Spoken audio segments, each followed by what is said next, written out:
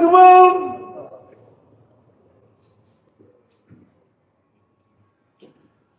الله أكبر.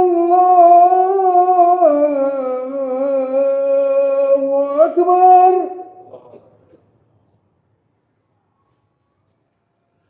أشهد أن لا إله إلا الله.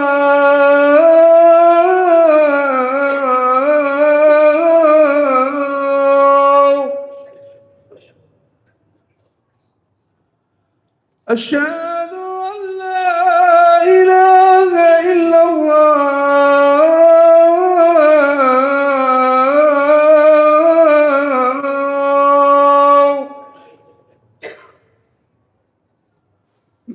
أشهد أن محمدا رسول الله.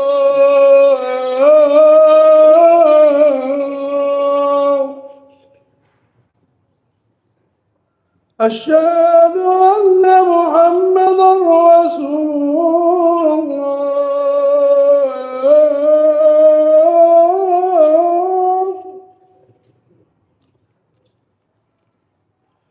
حي على الصلاة.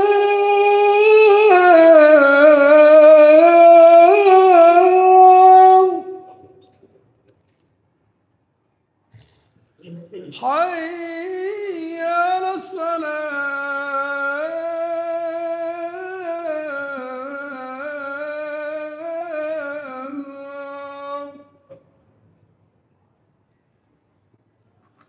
حي على الفلاح.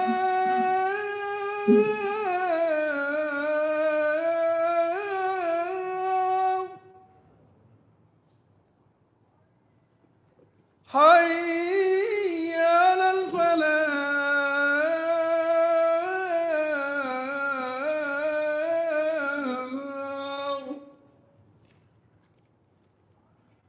الله أكبر. الله أكبر. لا إله إلا الله.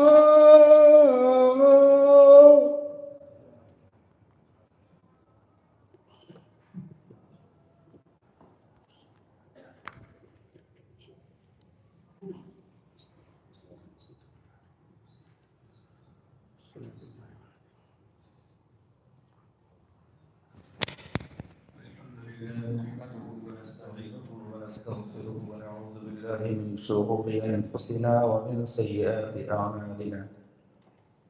من يهده الله فلا مضل له ومن يضلل فلا هادي له. وأشهد أن لا إله إلا الله وحده لا شريك له. وأشهد أن محمدا عبده ورسوله.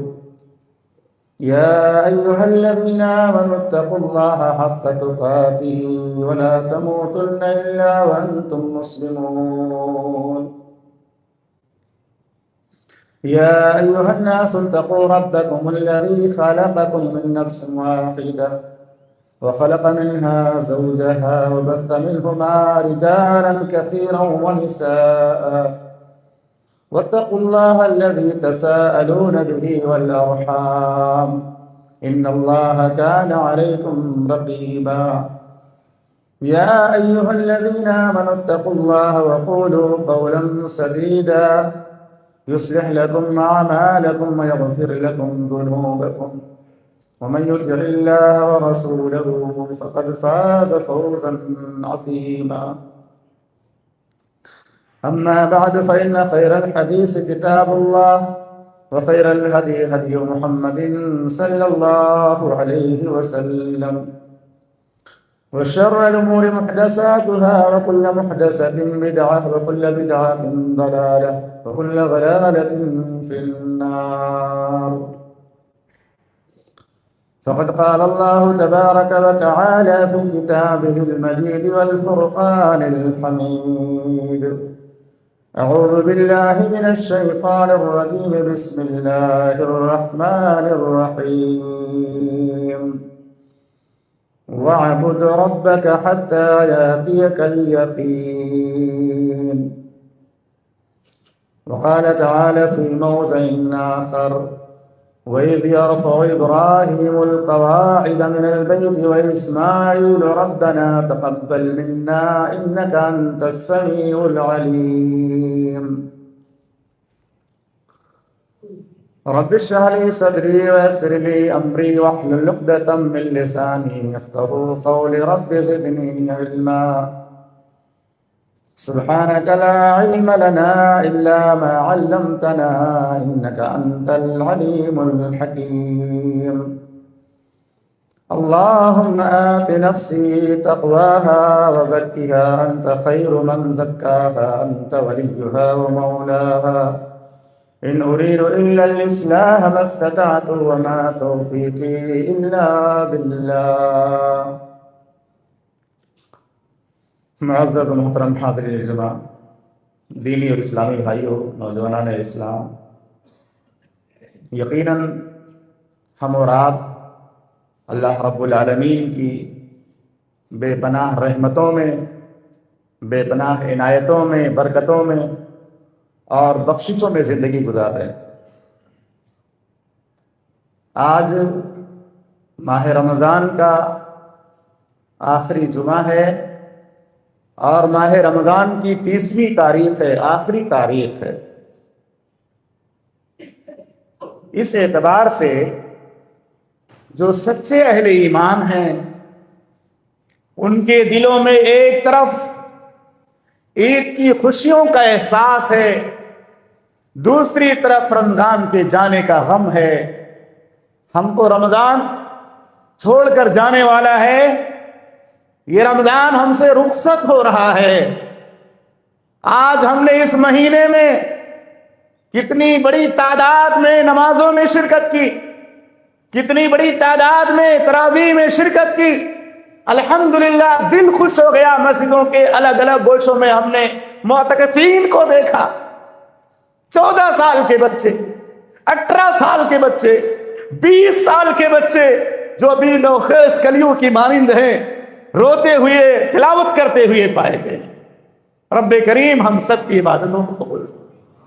یقیناً آج یہ جو خوشیاں ہمیں میسر ہیں، چاہے وہ نمازوں کی پابندی کی خوشی ہو، تراویح میں اتنے بڑے مجمع کو دیکھ کر دل میں مسرت کا احساس ہونا، افطار کی مجلس میں بیٹھنا، افطار کرنے کی جو خوشی ہے، ایک غریب سے غریب انسان بے پناہ رزق و روزی حاصل کرتا ہے رمضان، جو وہ رمضان میں کھا لیتا ہے رمضان کے علاوہ اس کو میسر نہیں۔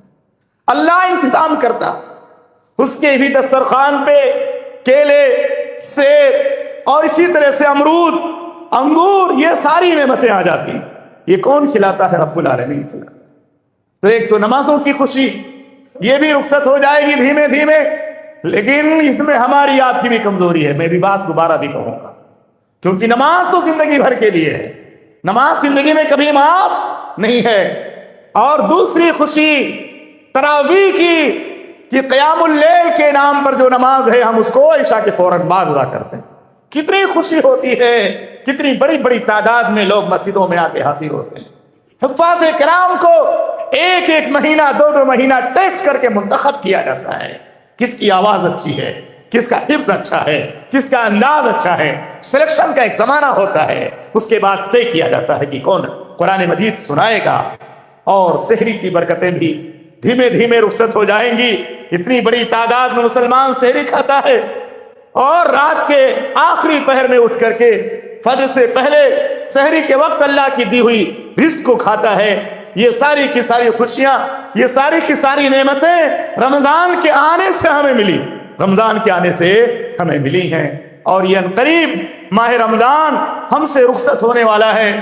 اللہ تعالیٰ سے ہم پہلے بھی دعا کرتے ہیں، آغاز میں بھی دعا کرتے ہیں کہ رب العالمین ہماری عبادتوں کو قبول فرما لے، ہمارے روزوں کو قبول فرما لے، ہماری تلاوتوں کو قبول فرما لے، اور رب کریم ہمارے وہ بھائی، ہمارے وہ دوست، ہمارے وہ احباب، ہماری وہ مائیں اور بہنیں جو رمضان کے انتظار میں بےتاب تھی، جو رمضان کے انتظار میں بے قرار تھے، لیکن اسپتالوں میں انہوں نے دم توڑ دیا، ایکسیڈنٹ میں چلے گئے، بیماری میں، اٹیک میں اچانک چلے گئے، سوچ رہے تھے رمضان مل جائے گا، دوبارہ بھی ہم صدقہ و خیرات کریں گے، دوبارہ مسجد کے کونے میں اعتکاف کریں گے۔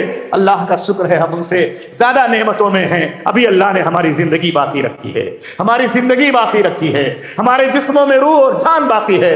ہم ان کے لیے اللہ سے دعا مانگیں، اللہ ان کی مغفرت فرما دے، ان کی قبر میں روشنی پیدا فرما، ان کی قبر میں جنت کی کھڑکی کھول دے، اور رب العالمین جو رمضان تو نے ہمیں دیا ہے، اے اللہ اس کی قدر کی توفیق عطا فرما۔ یہ جو گھڑیاں ایک 2 منٹ باقی ہیں، ان سب کی قدر کی توفیق عطا فرما۔ اور دوسری بات یہ، تمام مسلمانوں سے، یہ اکثر مسلمانوں سے شکایت ہے، دین اسلام کو شکایت ہے، محمد الرسول اللہ صلی اللہ علیہ وسلم کو شکایت ہے۔ شکایت کیا ہے معلوم ہے؟ شکایت یہ ہے، جیسے رمضان کا مہینہ شروع ہوتا ہے، رمضان کا مہینہ آتا ہے، لوگوں میں عبادتوں کا جوش پایا جاتا ہے، عبادتوں کا شوق پایا جاتا ہے۔ فجر کی نماز چھوڑو، عشاء کی نماز چھوڑ دیجئے، ظہر کی نماز میں نے 1-2 رمضان میں کتنی مسجدوں کو دیکھا ہے کہ نمازیوں کو پہلی صف میں جگہ نہیں ملتی ہے، دوسری میں، تیسری میں جگہ ملتی ہے، لیکن جو بعد میں نمازی آتا ہے، جو جماعت کھڑی ہونے کے بعد آتا ہے، کتنوں کو میں نے دیکھا وضو کھانے کے پاس بھی جگہ نہیں ملی، وضو کھانے کے پاس بھی 5 وقتہ نمازوں میں جگہ نہیں ملتی ہے۔ یہ جوش کب ہوتا ہے؟ جب رمضان کی پہلی یا دوسری تاریخ آتی ہے، رمضان کی پہلی یا دوسری تاریخ آتی ہے۔ لیکن جیسے 4 رمضان گزر گیا، جیسے 10 رمضان گزر گیا، جیسے 12 رمضان گزر گیا، نمازیوں کی تعداد بھی کم ہو گئی، تراویح پڑھنے والوں کی بھی تعداد کم ہو گئی، قرآن کی تلاوت کرنے والوں کی بھی تعداد کم ہو گئی، اور آگے جیسے آخری عشرہ آتا ہے، رمضان کی آخری جو ہے عشرے کی گھڑیاں شروع ہوتی ہیں، تعداد اور زیادہ کم ہو جاتی ہے۔ وہ تعداد جو عبادتوں میں ہونی چاہیے، بندگی میں ہونی چاہیے، توبہ استغفار میں ہونی چاہیے، قدر کی راتوں کی تلاش میں ہونی چاہیے، وہ تعداد مارکیٹوں میں نظر آتی ہے، وہ تعداد بازاروں میں نظر آتی ہے، وہ تعداد شاپنگ کرنے والوں میں نظر آتی ہے۔ لیکن محمد الرسول اللہ صلی اللہ علیہ وسلم کا جو پیغام ہے، آپ کی جو سنت ہے، عائشہ صدیقہ رضی اللہ تعالی عنہا اور دوسرے صحابہ کرام جو روایت کرتے ہیں، محمد الرسول اللہ صلی اللہ علیہ وسلم آخری عشرے میں یجتہد، جتنی محنت کرتے تھے اس سے پہلے والے عشرے میں اتنی محنت نہیں کرتے تھے۔ آخری عشرے میں آپ کی عبادتیں بڑھ جاتی تھیں، آپ کی تلاوتیں بڑھ جاتی تھیں، توبہ استغفار بڑھ جاتا، راتوں کو اٹھ کر کے اللہ رب العالمین کو مناتے تھے، اپنی بیویوں کو جگاتے تھے، ان کو بھی عبادتوں میں شریک کرتے تھے۔ یہ مسلمانوں کا طریقہ تو الٹا ہو گیا۔ رمضان شروع ہوتا ہے تو جوش بڑھ جاتا ہے، اور رمضان کے ایام جیسے جیسے گزرتے جاتے ہیں یہ انجن ٹھنڈا ہوتا جاتا ہے، عبادتوں کا سلسلہ ختم ہوتا چلا جاتا ہے۔ اس کی اصلاح کیجیے، اس کی اصلاح کیجیے۔ ہم اور آپ دعویٰ کرتے ہیں کہ ہم محمد الرسول اللہ صلی اللہ علیہ وسلم کے طریقے پر چلنے والے ہیں، لیکن میرے بھائیوں، نبی کا طریقہ یہ تھا کہ رمضان کے شروع میں بھی جوش ہونا چاہیے، اور آخر میں اس سے زیادہ جوش ہونا چاہیے، آخر میں اس سے زیادہ جذبہ اور عبادتوں کا شوق ہونا چاہیے۔ یہ ہماری اور آپ کی کمزوری ہے، اللہ رب العالمین ہماری اصلاح فرمائے۔ اور اس کے بعد آپ غور کیجئے کہ ہم نے جو عبادتیں کی ہیں، ہم نے جو نیکیاں کی ہیں، یہ ہم نے کسی پر احسان نہیں کیا ہے، ہم نے کسی پر احسان نہیں کیا ہے، اللہ کا احسان ہم پر ہے، اللہ کا احسان ہم پر ہے کہ رمضان شروع ہوتے ہی تمام مسجدوں کے گلیوں کو اللہ نے سجایا ہے، راستوں کو اللہ نے پھولوں سے اور اس سے زیادہ جتنی بھی نعمتیں ہوتی ہیں ان سے سجایا ہے۔ ان راستوں پر، خوشگوار راستوں پر چلتے ہوئے ہر محلے کے مسلمان مسجدوں میں آئے کہ نہیں آئے، اور سجایا کیسے؟ محمد رسول اللہ صلی اللہ علیہ وسلم نے فرمایا، رمضان کا مہینہ شروع ہوتے ہی جنت کے سارے دروازے کھول دیے جاتے ہیں۔ آپ غور کیجئے، جنت کے دروازوں کا کھولا جانا یہ مسجد کے راستے کو سجانا ہے کہ نہیں ہے؟ ہے کہ نہیں ہے؟ اللہ نے جنت کے راستوں کو کھولوا دیا۔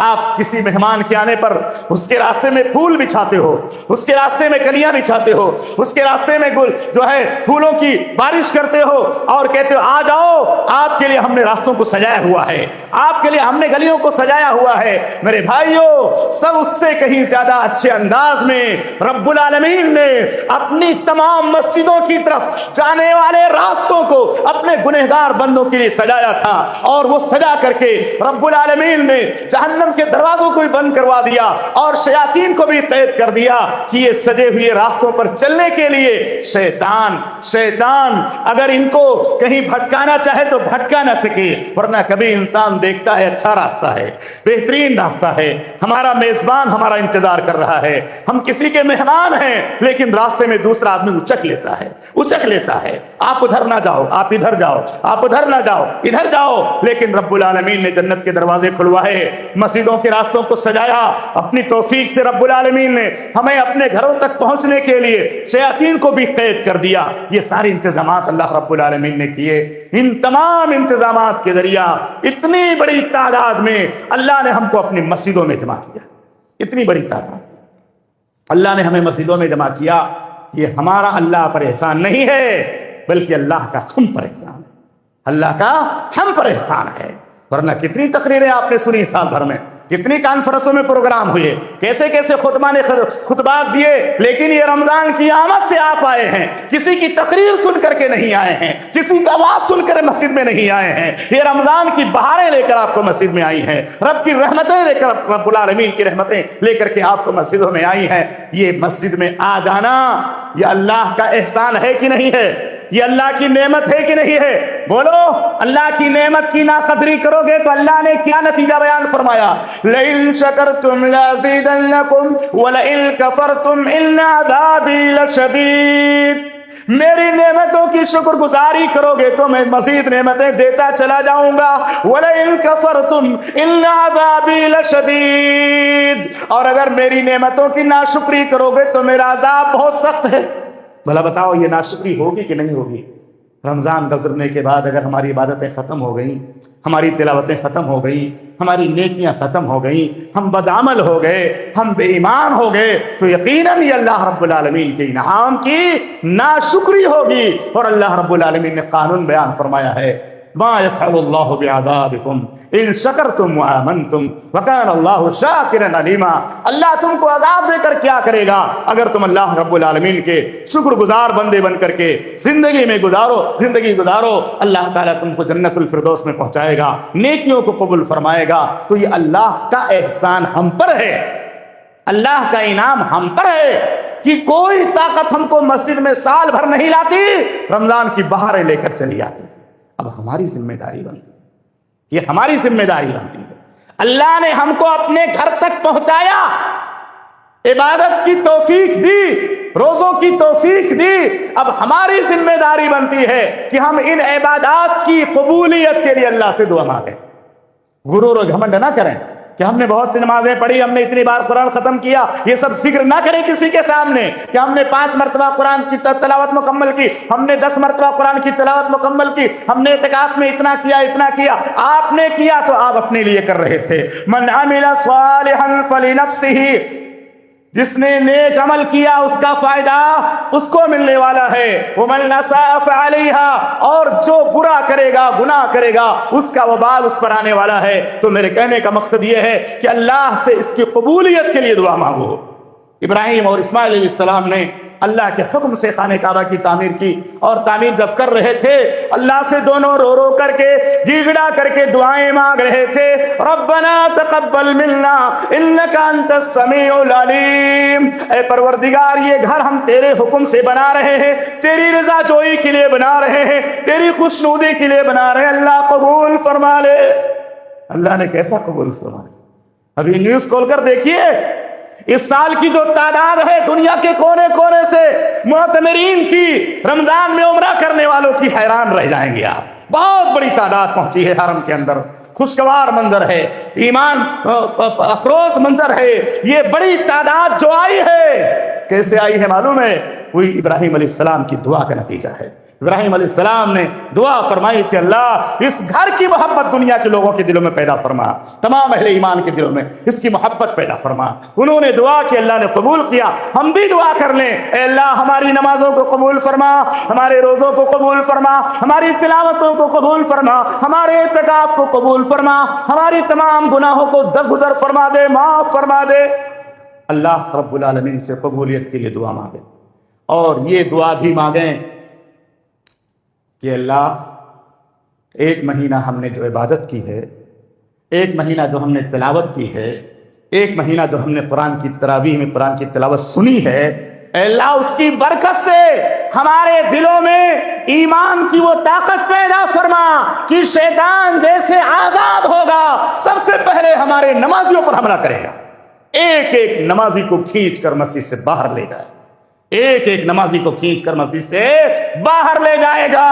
اگر ہم نے ایمان کی طاقت پیدا کی ہوگی اپنے اندر، ایمان کا جذبہ باقی ہوگا ہمارے اندر، ہم نے اس رمضان کو بوجھ سمجھ کر نہیں گزارا ہوگا، انشاءاللہ جیسے رمضان میں ہم 40 رکعات پڑھتے ہیں، انشاءاللہ رمضان کے بعد کم سے کم جو فرض نمازیں ہیں وہ سنن راتب ہوتی تو ہماری باتیں رہ جائیں، انشاءاللہ باقی رہیں گی، کون ہے انشاءاللہ؟ اللہ ہمیں توفیق عطا فرمائے۔ 17 فرض رکعتیں، 12 سنن رواتب، کم سے کم اتنی تو پڑھتے رہو، یہ اللہ رب العالمین کی طرف سے فرض کیا گیا ہے، کبھی یہ معاف نہیں ہے، سفر میں بھی معاف نہیں ہے، بیماری میں بھی معاف نہیں ہے، کھڑے ہو کر نہیں پڑھ سکتے تو بیٹھ کر پڑھو، بیٹھ کر نہیں پڑھ سکتے تو لیٹ کر پڑھو، لیٹ کر نہیں پڑھ سکتے تو آنکھ کے اشارے سے پڑھو۔ ارے رب العالمین کو یہ عبادت کتنی پیاری ہے کہ ایک لمحے کے لیے میرا بندہ مجھ سے ڈسکنیکٹ نہ ہونے پائے، 5 مرتبہ کم سے کم میرا بندہ مجھ سے جو ہے کچھ مناجات کر لیا کرے، سرگوشی کر لیا کرے۔ یہ 5 نمازیں اللہ کو کتنی پیاری ہیں، کتنی پیاری نمازیں ہیں۔ ہر نماز میں بندہ جب کہتا ہے ایاک نعبد و ایاک نستعین، اے اللہ ہم تیری ہی عبادت کرتے ہیں اور صرف تجھی سے مدد طلب کرتے ہیں، اہدنا الصراط المستقیم، سیدھے راستے کی رہنمائی فرما۔ اللہ تعالیٰ کا جو سب سے بڑا انعام ہے بندوں پر معلوم ہے، اللہ تعالیٰ کا جو سب سے بڑا انعام ہے بندوں پر وہ انعام ہدایت ہے، انعام نعمت ایمان ہے۔ ہدایت اور ایمان یہ سب سے بڑی نعمت ہے۔ آپ کا کوئی آدمی گھر چھین لے، آپ کا کوئی آدمی زمین چھین لے، آپ کے کوئی آدمی گاڑی چھین لے، آپ کا کوئی آدمی پاکٹ چھین لے، ساری چیزیں چھین لے، لیکن آپ کے دل میں اگر ایمان کی دولت موجود ہے انشاءاللہ وہ آپ سے اللہ کی جنت کو نہیں چھین سکتا۔ جنت کو چھین سکتا ہے؟ نہیں چھین سکتا۔ وہ ظلم کیسا ظلم تھا جو ظالموں نے ڈھا دیا، غضب کی گرم عرب کی گرم ریت پر بلال کو لٹا دیا، چٹان رکھ دی سینے پر مگر بلال نے کہا کیا ان کے پاس بتا تھا؟ سب کچھ لوگوں نے چھین لیا، اور اگر چھین نہیں سکے تو ایمان نہیں چھین سکے۔ تو اللہ تعالیٰ بھی چاہتا ہے کہ میرے بندے جو سب سے بڑی نعمت ہے اس کی سب سے زیادہ حفاظت کریں، اور دن و رات میں کم سے کم 17 مرتبہ اللہ سے ہدایت کی دعا مانگتے رہیں۔ بولو ہدایت کی دعا نماز میں ہے کہ نہیں ہے؟ نماز میں ہے، اور نماز کی ہر رکعت میں ہے۔ شیخ الاسلام ابن تیمیہ رحمہ اللہ فرماتے ہیں کہ اللہ رب العالمین نے ہر نماز کی ہر رکعت میں سورۃ الفاتحہ کو فرض قرار دیا، جیسا کہ محمد رسول اللہ صلی اللہ علیہ وسلم نے فرمایا لا صلاۃ لمن لم یقرأ بأم القرآن، جو فاتحۃ الکتاب نہیں پڑھتا، سورۃ الفاتحہ نماز میں نہیں پڑھتا، اس کی نماز مکمل نہیں ہوتی۔ اس سے پتہ چلتا ہے کہ اس نماز کے اندر ایک ایسی دعا ہے جو دعائے ہدایت ہے، اور اللہ چاہتا ہے کہ میرا بندہ دنوں رات میں کم سے کم 5 مرتبہ مجھ سے یہ دعا مانگا کرے، اہدنا الصراط المستقیم صراط الذین انعمت علیہم۔ میرے وہ بھائی جنہوں نے بوجھ سمجھ کر رمضان گزارا ہے، رمضان بوجھ سمجھ کر گزارا ہے اور سوچ رہے ہیں کہ 2 دن کے بعد تو نماز نہیں پڑھیں گے، 2 دن کے بعد مسجدوں کو چھوڑ دیں گے، 2 دن کے بعد قرآن نہیں پڑھیں گے، ہم نے بہت ساری نیکیاں جمع کر لی ہیں، اب ہمیں سال بھر چھٹی مل جائے گی۔ میرے بھائیو چھٹی ملنے کی جو ہے کوئی اجازت نہیں ہے اسلام میں۔ اللہ رب العالمین نے ارشاد فرمایا وَاعْبُدْ رَبَّكَ حَتَّى يَأْتِيَكَ الْيَقِينُ، عبادت کرو جب تک موت نہ آ جائے۔ آج مسلمان کہتا ہے عبادت کروں گا، رمضان شروع ہو جائے گی عبادت شروع ہو جائے گی، عید کا چاند نظر آئے گا عبادت ختم ہو جائے گی۔ ایسی کوئی آیت ہے کیا؟ ایسی کوئی حدیث ہے کیا؟ رمضان شروع ہو جائے تو عبادت شروع کر دو، مسلمان بن جاؤ، اور رمضان جیسے چھوٹ جائے جیسے شیطان بن جاؤ، شیطان کے لشکر کے ساتھ چلے جاؤ، ایک ایک کو پکڑ کر کے شیطان بازاروں میں لے جائے گا، گناہوں کے اڈوں پر لے جائے گا، تم نے نمازیں بہت پڑھ لی کافی ہو گیا۔ تو یہ دعا جو ہے نا اہدنا الصراط المستقیم، اس کی بھی لحاظ رکھو میرے بھائیو۔ میرا صرف مقصد یہی ہے کہ ہماری مسجدیں جیسے رمضان میں آباد ہیں، اللہ تعالیٰ رمضان کے علاوہ بھی ہماری مسجدوں کو آباد رکھے۔ اسی بات کو میں سمجھا رہا ہوں الگ الگ انداز سے۔ آپ غور کیجئے کہ آپ نے دنوں رات میں روزانہ رمضان کے مہینے میں غیر ارادی طور پر یا نہ چاہتے ہوئے بھی انشاءاللہ میں امید کرتا ہوں کہ اللہ سے کہ اکثر لوگوں نے یہ دعا مانگی ہے، 40 بار مانگی ہے. کتنی بار مانگی ہے؟ 40 بار یہ دعا مانگی ہے. کون سی دعا؟ ہدایت کی دعا.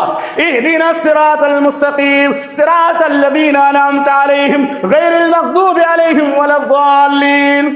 اے اللہ ہم کو جنت کے راستے کی رہنمائی فرما، ہم کو راہ ہدایت کی صراط مستقیم کی رہنمائی فرما، جس راستے پر تیرے انعام یافتہ بندے چلے، جن پر تیرا انعام نازل ہوا، ان لوگوں کے راستے سے بچا جو علم کے باوجود عمل نہ کر کے گمراہ ہو گئے، یعنی اللہ کے غضب کے شکار ہو گئے یہودی لوگ، یا وہ لوگ جنہوں نے بغیر علم کے عمل کیا، ان کے پاس علم نہیں تھا، گمراہ ہو گئے. بتاؤ 40 بار ہماری زبانوں سے ادا ہوا ہے کہ نہیں ہوا ہے؟ ہم نے اس کو سمجھا کہ نہیں سمجھا؟ لیکن میں آپ کو مثال کے ذریعہ سمجھاؤں گا کہ 40 بار اکثر مسلمانوں نے اس دعا کو پڑھا ہے. 40 بار. کیسے 40 بار ہوا؟ 17 فرض رکعتیں سب کو معلوم ہے، اور 12 سنن رواتب سب کو معلوم ہے. فجر سے پہلے، ظہر سے پہلے، ظہر کے بعد، عشاء کے بعد، مغرب کے بعد، یہ 12 رکعتیں سب کو معلوم ہے. اور ہم لوگ اہل الحدیث ہیں تو 11 ہی اس میں جوڑتے ہیں. 11 رکعت تراویح مع وتر، آپ جوڑیے 17 اور 12 اور 11 40 ہوئی کہ نہیں ہوئی؟ یہ 40 رکعتوں میں ہم نے 40 بار اللہ کے سامنے عہد و پیمان کیا ہے، 40 بار اللہ سے دعا مانگی ہے کہ اللہ ہدایت دے، ہدایت دے، ہدایت دے. اور آپ کو پتا ہے کہ یہ منافق کی صفت ہوتی ہے کہ اللہ کے سامنے یا لوگوں کے سامنے عہد و پیمان کرتا ہے، وَإِذَا عَاهَدَ خَدَرَ، اور جب وہ عہد و پیمان کرتا ہے منافق تو اس کو توڑ دیتا ہے. آپ نے روزانہ رمضان کے ہر دن میں 24 گھنٹے میں 40 بار اللہ کے سامنے عہد و پیمان کیا ہے. بھلا بتاؤ اگر کوئی آدمی کسی شخص سے عہد و پیمان کر کے توڑتا ہے تو وہ بڑے گناہ کا مرتکب ہوتا ہے. اور اگر کوئی مسلمان رمضان کے پورے مہینے میں روزانہ 5 وقتہ نمازوں، تراویح اور سنن رواتب ملا کر 40 بار اللہ کے سامنے یہ عہد و پیمان کرتا ہے کہ اللہ تو ہدایت دے دے، میں ہدایت کے راستے پہ چلنا چاہتا ہوں، اللہ تو ہدایت دے دے، میں ہدایت یافتہ بندوں میں شامل ہونا چاہتا ہوں. بھلا بتاؤ اگر رمضان گزرنے کے بعد تم نے ایک ساتھ فرض نمازوں کو چھوڑ دیا جو زندگی میں کبھی معاف نہیں ہے، تو بھلا بتاؤ تم نے اس عہد و پیمان کا لحاظ کیا کہ نہیں کیا؟ عہد و پیمان کا لحاظ کیا ہے بھائی؟ کسی کے سامنے آپ تو ایک بار دو عہد و پیمان کر کے توڑتے ہو، دوسری بار توڑتے ہو، تیسری بار توڑتے ہو، وہ آدمی ہمیشہ کے لیے آپ سے ناراض ہو جاتا ہے. یہ بار عہد و پیمان کر کے توڑ دیتا. ارے تم نے تو روزانہ 40 بار عہد و پیمان کیا ہے. رمضان کا مہینہ گزرنے کے ایک دن کے بعد وہ 40 بار کو جوڑیے، 30-29 دنوں میں کتنے بار ہو جاتے ہیں؟ ایک ہی دن میں تم توڑ کر بیٹھ جاتے ہو. الحمدللہ، اللہ رب العالمین کا شکر مناؤ، یہ توفیق اللہ نے دی ہے، یہ توفیق اللہ نے دی ہے. اور اس کے ساتھ یہ غم بھی دلوں میں لاحق ہوتا ہے. یقیناً یہ دل روتا ہے جب میں دیکھتا ہوں کہ عید کے دن فجر کی نماز میں نمازیوں کی تعداد جمعہ سے بھی زیادہ ہے، فل ہے مسجد فجر کی نماز میں. انشاءاللہ کل بھی فل رہیں گی، اور اللہ پرسوں بھی فل رکھے، اللہ تعالیٰ پرسوں بھی فل رکھے. لیکن مشاہدہ بتاتا ہے کہ یہ فل مسجد، یہ پوری تعداد جتنی بھی سن رہی ہے، اللہ رب العالمین کے فرشتے ریکارڈ کر رہے ہیں. آپ غور کیجئے، ہر سال یہی ہوتا ہے، ہر سال ہی ہوتا ہے کہ عید کے دن تو سارے لوگ فجر میں موجود ہیں، عید کے دوسرے دن سارے نمازی کٹ کر کے شیطانوں کے لشکروں میں جا کے مل جاتے، اور صرف 2 صف یا 1.5 صف نظر آتے، 2 یا 1.5 صف نمازی نظر آتے ہیں. ایک اور ترکیب سے میں آپ کو سمجھاتا. بہت سارے لوگوں کے ذہن و دماغ میں یہ وسوسہ شیطان ڈالتا ہے کہ اللہ رب العالمین نے قرآن مجید کے اندر ارشاد فرمایا فَأَمَّا مَنْ ثَقُلَتْ مَوَازِينُهُ فَهُوَ فِي عِيشَةٍ رَاضِيَةٍ، جس کی نیکیوں کا پلڑا بھاری ہوگا وہ جنت میں جائے گا. غور کیجیے گا، جس کی نیکیوں کا پلڑا بھاری ہوگا وہ جنت میں جائے گا، اور جس کے گناہوں کا پلڑا بھاری ہوگا، نیکیوں کا پلڑا ہلکا ہو جائے گا، گناہ جس کے زیادہ ہو جائیں گے وہ جہنم میں جائے گا. تو ایک شخص جو 11 مہینے نماز نہیں پڑھتا، 11 مہینے قرآن کی تلاوت تلاوت نہیں کرتا، 11 مہینے اللہ کے گھر میں حاضر نہیں ہوتا، جمعہ کے علاوہ رمضان کا مہینہ آتا ہے، شیطان اس کے دل میں رمضان سے پہلے وسوسے ڈالتا ہے کہ دیکھو رمضان بھر تو میں تمہارے ساتھ نہیں رہوں گا، رمضان بھر اللہ مجھے قید کر دے گا، لیکن تم کو رمضان میں اللہ نے مہلت دی ہے، تم خوب نمازیں پڑھ لینا، خوب تلاوت کر لینا، اعتکاف میں بیٹھ کر کے 83 سال 4 مہینے کا ثواب بھی اللہ سے مانگ لینا، 1 مہینہ تم خزانہ جمع کر لینا، اس کے بعد تم جب تھک جاؤ گے رمضان کے بعد پھر میرے ساتھ آ کے 11 مہینے مستی کر لینا، اللہ تمہاری نیکیوں سے تم کو جنت عطا کر دے گا۔ یہ بات لوگوں کے ذہنوں میں آتی ہے، وسوسہ ہے، یہ شیطانی وسوسہ ہے، اس کو نکالو اپنے دماغ سے، دلوں سے نکالو، ورنہ میں نے دیکھا ہے کتنے لوگوں کو اعتکاف میں روتے ہوئے، اعتکاف میں قرآن پڑھ کر رو رہے ہیں، دعائیں مانگ کر کے رو رہے ہیں، آنکھوں سے آنسو جاری ہیں، لیکن وہی بندہ جو اعتکاف میں رو رہا تھا رمضان گزرنے کے بعد 5 وقتہ نمازوں سے غائب ہو گیا، روز فجر کی نماز سے غائب ہو گیا، ظہر کی نماز سے غائب ہو گیا، عصر کی نماز سے غائب ہو گیا۔ تو نیکیوں کو جمع کرنا یہ نیک عمل ہے، لیکن نیکیوں کو جمع کر کے اس کو مرتے دم تک باقی رکھنا اس کی شرط ہے، اس کی قبولیت کی شرط ہے۔ اللہ رب العالمین نے ارشاد فرمایا وَلَا تَمُوتُنَّ إِلَّا وَأَنْتُمْ مُسْلِمُونَ، تم کو موت نہ آئے مگر مسلمان ہونے کی حالت میں۔ اللہ نے شرط لگائی ہے نا، اللہ سے ڈرو جیسا کہ ڈرنے کا حق ہے۔ اور دوسری حدیث اللہ کے نبی صلی اللہ علیہ وسلم نے فرمایا ان الرجل ليعمل الزمن الطويل بعمل اهل الجنه ثم يختم له عمله بعمل اهل النار، کہ ایک شخص ایک لمبے زمانے تک جنت میں لے جانے والے کام کرتا ہے، نماز پڑھتا ہے، روزہ رکھتا ہے، صدقات و خیرات کرتا ہے، غریبوں مسکینوں بیواؤں اور فقیروں کی مدد کرتا ہے، اور مرنے سے پہلے وہ بے ایمان ہو کر مر جاتا ہے، ثم يختم له عمله بعمل اہل النار، کہاں چلا جاتا ہے؟ وہ جہنم کے اندر چلا۔ اور ایک آدمی ایک لمبے زمانے تک گناہوں کی نافرمانی کی زندگی گزارتا ہے، اور اس کے بعد اس کے اور موت کے درمیان تھوڑا فاصلہ باقی رہ جاتا ہے، اللہ کی بارگاہ میں ہاتھ اٹھا کے دعا مانگتا ہے اللہ میرے گناہوں کو بخش دے، اللہ میرے گناہوں کو معاف فرما دے، اور آخری وقت میں اللہ اس کی توبہ قبول کر لیتا ہے، اور اس کے بعد ایمان کے ساتھ دنیا سے رخصت ہو جاتا ہے، وہ جنت کے اندر پہنچ جاتا ہے۔ اسی طرح آپ نے فرمایا من کان آخر کلامہ لا الہ الا اللہ دخل الجنہ، جس کی زبان سے آخری کلمہ یہ نکلے گا لا الہ الا اللہ، وہ جنت میں داخل ہوگا۔ کیوں کہا گیا آخری کلمہ؟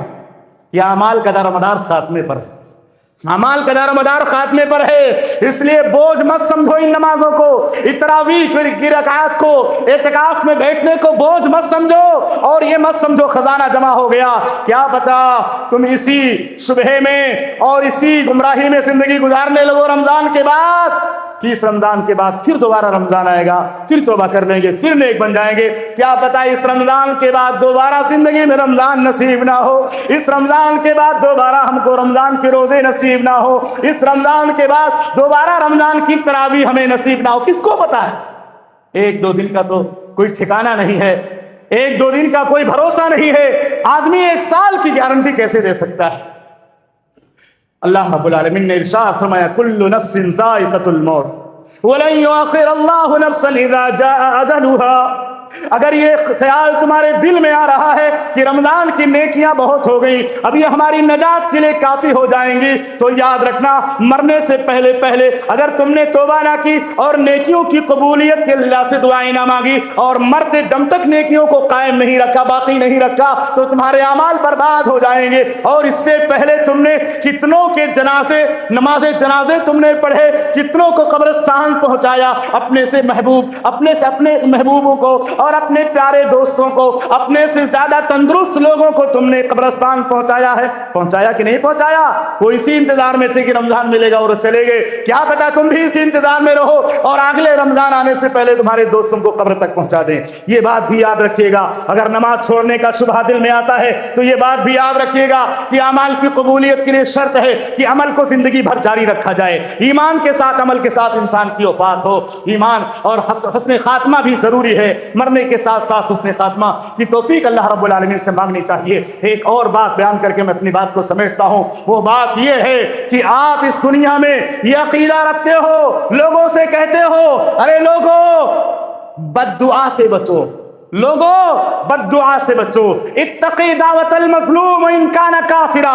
اگر کافر بھی شخص ہے تو اس کے ساتھ زیادتی نہ کرو. اس کی بد دعا سے بھی تمہاری زندگی اور آخرت دونوں، دنیا اور آخرت دونوں تباہ ہو سکتی ہے. آپ غور کیجئے کہ اگر ایک غیر مسلم کی بد دعا سے ہماری زندگی، دنیا اور آخرت دونوں تباہ ہو سکتی ہے، تو آپ بتائیے جو سید الملائکہ ہیں، جو سید الانبیاء ہیں، سید الملائکہ نے بد دعا کی، سید الانبیاء نے آمین کہی، کیا اس بد دعا سے کی شر سے ہم آپ بچ سکتے ہیں کہ نہیں بچ سکتے؟ آپ غور کیجئے. یہ حدیث ہے بزار کے اندر اور طبرانی کے اندر. محمد رسول اللہ صلی اللہ علیہ وسلم فرماتے ہیں جبریل میرے پاس آئے، منبر کی پہلی سیڑھی پر آپ نے قدم رکھا، آمین کہی. دوسری سیڑھی پر قدم رکھا، آمین کہی. تیسری سیڑھی پر قدم رکھا، آمین کہی. پہلی سیڑھی پر قدم رکھا تو کیا کہا؟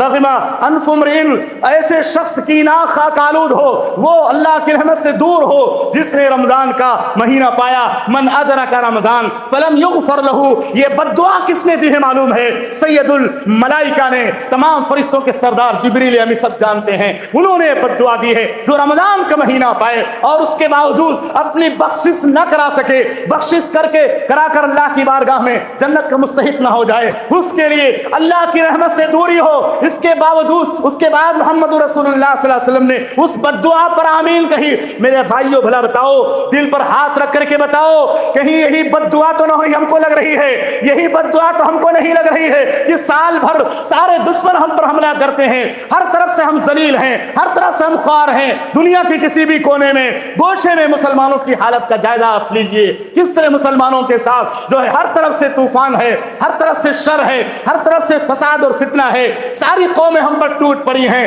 ہم کو ذلیل رسوا کرنے کے لیے، ہم کو ہمارے گھروں سے بے گھر کرنے کے لیے، ہماری زندگی کا چین اور سکون چھیننے کے لیے، ہمارے دین اور ہمارے اسلام کی آزادی چھیننے کے لیے. بھلا بتاؤ کہیں یہی بد دعا تو نہیں لگی ہے؟ یہی بد دعا تو ہم کو ہر سال نہیں لگتی ہے کہ سال کے 11 مہینے ہم پر ہر طرف سے مار پڑتی ہے. رمضان کا مہینہ اللہ لاتا ہے، اب یہ بندے سدھر جائیں گے، اب یہ بندے سدھر جائیں گے، لیکن ہم پھر اسی حالت میں چلے جاتے ہیں. اللہ ہم سب کی اصلاح فرمائے. اللہ ہماری عبادات کو قبول فرما، ہمارے روزوں کو قبول فرما. اور الحمدللہ آج کے دور میں الحمدللہ ہماری یہ مسجد جس میں ہم بیٹھے ہوئے ہیں ایک مثالی مسجد ہے. جو بھی جمعہ کا اہتمام ہوتا ہے، نمازوں کا اہتمام ہوتا ہے، جس طرح مسجد معطر ہوتی ہے، جس طرح اس کو خوشبوؤں سے بسایا جاتا ہے، جیسا کہ محمد رسول اللہ صلی اللہ علیہ وسلم کی سنت ہے، صفائی کا اہتمام ہوتا ہے. میں تمام مسجد کے ذمہ داروں کا شکر ادا کرتا ہوں، ان کے حق میں دعائیں کرتا ہوں. تمام نمازی جو یہاں آتے ہیں میں ان کی جو ہے ان کا بھی شکر ادا کرتا ہوں کہ آپ اللہ کی رضا کے لیے مسجد کو آباد کرنے آتے ہیں، آپ نماز پڑھنے آتے ہیں. اور الحمدللہ تمام آس پاس کے لوگوں نے اور تمام مصلیوں نے مسجد کا تعاون کیا، مسجد کے حفاظ کی حوصلہ افزائی کی، اور جو بھی یہاں کے کام ہوتے ہیں دین کے تمام میں آپ نے بڑھ چڑھ کر حصہ لیا. رب العالمین تو سب کی محنتوں کو قبول فرما، رب العالمین تو سب کی کاوشوں کو قبول فرما. یہاں کے جتنے بھی انتظام کرنے والے اور جتنے بھی اس مسجد کے تعاون کرنے والے چھوٹے بڑے لوگ ہیں، رب العالمین تو سب کی نیکیوں کو قبول فرما اور سب کو اللہ رب العالمین استقامت نصیب فرما. یقیناً یہ مسجدیں اللہ کی توفیق سے بنتی ہیں، مسجدیں اللہ کی توفیق سے آباد ہوتی ہیں. مسجدوں میں جو سکون ملتا ہے یہ اللہ رب العالمین کی بہت بڑی عظیم نعمت ہے. میں تمام لوگوں کے حق میں اللہ رب العالمین سے دعا کرتا ہوں، اور ایک بار پھر میں رب العالمین سے اس بات کی دعا کروں گا کہ اللہ تو ہم سب کو استقامت نصیب فرما، استقامت نصیب فرما، ایمان پر ثبات قدمی نصیب فرما. جیسے رمضان کی عبادتیں تھی، رمضان کے بعد بھی ہماری عبادتیں جاری رہیں. اور الحمدللہ آپ کی اس مسجد میں رمضان کے بعد شوال کے روزوں کا بھی اہتمام لوگ کرتے ہیں، اس کے لیے بھی سحر و افطار کا الحمدللہ انتظام کیا جاتا ہے. یہ بھی بڑی نعمت ہے. اور محمد رسول اللہ صلی اللہ علیہ وسلم نے فرمایا جو رمضان کا روزہ رکھے اس کے بعد شوال کے 6 روزے اس کے بعد رکھے تو گویا اس نے پورے سال روزے رکھے ہیں. تو شوال کے روزوں کی بھی نیت کر لیں، شوال کے روزوں کی بھی نیت کر لیں، کیونکہ رمضان کے روزوں کے ساتھ شوال کے روزے اور نفلی روزے جو لوگ کثرت سے رکھتے ہیں نا، ان لوگوں کے لیے، ان روزے داروں کے لیے اللہ نے جنت میں ایک خاص دروازہ رکھا ہے جس کو ہم سب جانتے ہیں. کیا نام ہے؟ ریان. ریان نامی دروازہ ہے.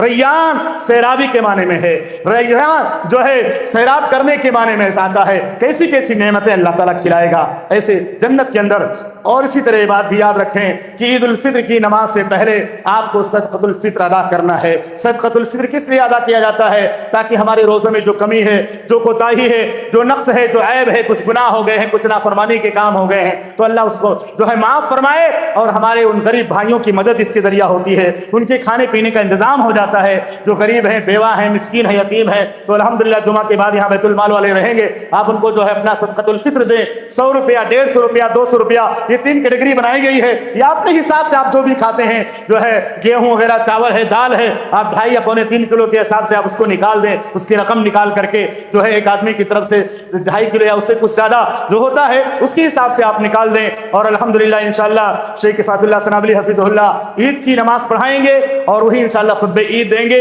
اور 7:45 پر انشاءاللہ اس کا وقت رہے گا، 7:45 پر جو جماعت ہوگی۔ اللہ تعالیٰ سے دعا ہے کہ رب العالمین ہم تمام مسلمانوں کی عبادت کو قبول فرما۔ رب العالمین جو دل کا درد میں نے لوگوں کے سامنے رکھا ہے، سب سے پہلے اللہ ہمیں عمل کی توفیق عطا فرما، سب سے پہلے ہمیں استقامت کی توفیق عطا فرما، سب سے پہلے ہمیں پرہیزگاری کی توفیق عطا فرما، اور ہمارے ان تمام بھائیوں کو، تمام معتکفین کو، ہمارے تمام نوجوان بھائیوں کو، بزرگوں کو اے اللہ تو استقامت کی توفیق نصیب فرما کہ کم سے کم فرض نمازیں ہماری باقی رہ جائیں، فرض نمازوں کی محافظت کریں، سنن رواتب کی محافظت کریں، اور یہ سمجھیں کہ رمضان صرف رمضان ہی عبادت کا مہینہ نہیں ہے، پوری زندگی عبادت کا مہینہ ہے۔ آپ کو پتا ہے کہ قیامت کے دن سب سے پہلے جو ہے زندگی کے بارے میں سوال ہوگا۔ اللہ کے نبی صلی اللہ علیہ وسلم نے اور دوسری حدیث میں فرمایا زندگی کے بارے میں سوال ہوگا، اس میں جو سب سے پہلا عمل جس کے بارے میں سوال ہوگا وہ نماز کے بارے میں سوال ہوگا، نماز کے بارے میں سب سے پہلا سوال ہوگا۔ اس لیے ہماری اور آپ کی ذمہ داری بنتی ہے شیطان کے دھوکے سے بچیں۔ یہ فرض روزے صرف رمضان میں ہیں، لیکن فرض نمازیں ہمیشہ ہیں،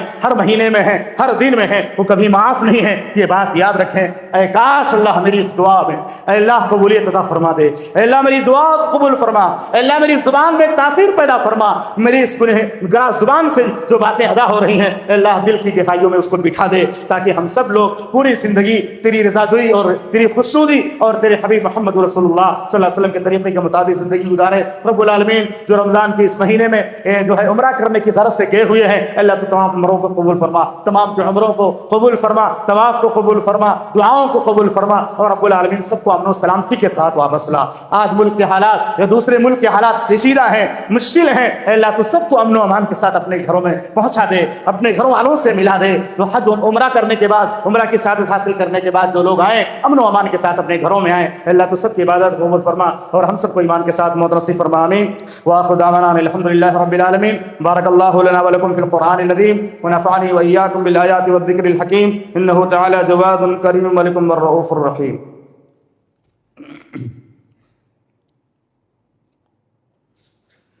الحمد لله نحمده ونستعينه ونستغفره ونعوذ بالله من شرور انفسنا ومن سيئات اعمالنا، من يهده الله فلا مضل له ومن يضلل فلا هادي له، واشهد ان لا اله الا الله وحده لا شريك له، واشهد ان محمدا عبده ورسوله، اما بعد فان خير الحديث كتاب الله، وخير الهدي هدي محمد صلى الله عليه وسلم، وشر الامور محدثاتها، وكل محدثة بدعة، وكل بدعة ضلالة، وكل ضلالة في النار۔ فقد قال الله تبارك وتعالى في كتابه المجيد والفرقان الحميد: أعوذ بالله من الشيطان الرجيم، بسم الله الرحمن الرحيم، إن الله وملائكته يصلون على النبي يا أيها الذين آمنوا صلوا عليه وسلموا تسليما، اللهم صل على محمد وعلى آل محمد كما صليت على إبراهيم وعلى آل إبراهيم إنك حميد مجيد، اللهم بارك على محمد وعلى آل محمد كما باركت على إبراهيم وعلى آل إبراهيم إنك حميد مجيد، اللهم انصر من نصر دين محمد صلى الله عليه وسلم واجعلنا منهم، واخذل من خذل دين محمد صلى الله عليه وسلم ولا تجعلنا منهم۔ عباد الله رحمكم الله، إن الله يأمر بالعدل والإحسان وإيتاء ذي القربى وينهى عن الفحشاء والمنكر والبغي يعظكم لعلكم تذكرون، واذكروا الله يذكركم وادعوه يستجيب لكم، ولذكر الله أكبر، الله يعلم ما تصنعون۔